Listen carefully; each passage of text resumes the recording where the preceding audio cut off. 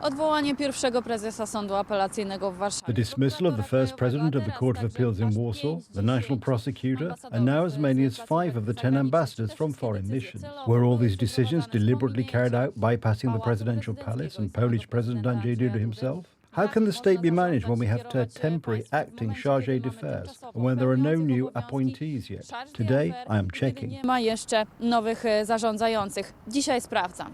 Wybory mają swoje Elections have their consequences. I remind you that in Poland, according to Article 146 of the Constitution, foreign policy is conducted by the Council of Ministers. The risk that the presidential palace's approval will be bypassed is high for the dismissal of the 50 ambassadors announced by the foreign minister. For now, there are no specifics on the names of the ambassadors. However, the palace's position is clear. No Polish ambassador may be appointed or dismissed without the president's signature.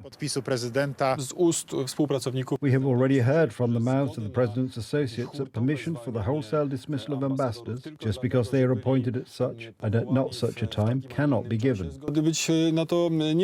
Article 133 of the Polish Constitution, but also the Vienna Convention, speak in detail and emphasize the role of the president in the appointment of ambassadors who represent the policy of the state in the host country. And there the head of state is clearly exposed as the disposer and decider, always with the consent of the host. If the foreign ministry decides not to watch the president's decision, sends the president back to the country, and appoints a chargé d'affaires, for example, the consequences could be severe. This is a rank downgrade. Other countries may also consider this case and say that we also withdraw our ambassadors in Poland. Despite the fact that the necessary opinion has not been issued by the president for the dismissal of the national prosecutor, Dariusz Barski, and the Minister of Justice is well aware of this, the decision has been made. The president has put forward the position that he will not issue his opinion due to the existing competence dispute. I believe that this competence dispute does not exist. Deputy national prosecutors and constitutionalists have a different opinion. The prosecutor who calls himself a national prosecutor, Mr. Dariusz Korneluk, today was appointed by the Prime Minister in a procedure unknown to the law because the position for national prosecutor is occupied. The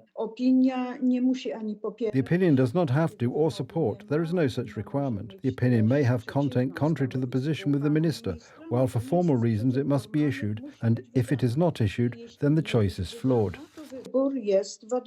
Prosecutors from the National Prosecutor's Office do not have access to the building, and the first president of the Warsaw Court of Appeals, whose performance of functions was secured by constitutional court order, no longer has access to the court system and official email.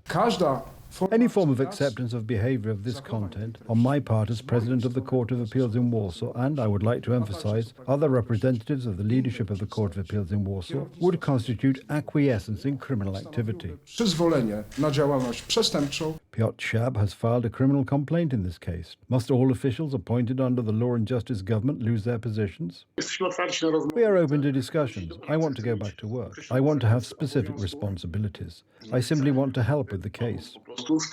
The question is whether the good of the case is also at stake for those in power. Edyta Chudinska, Telewizja Republika.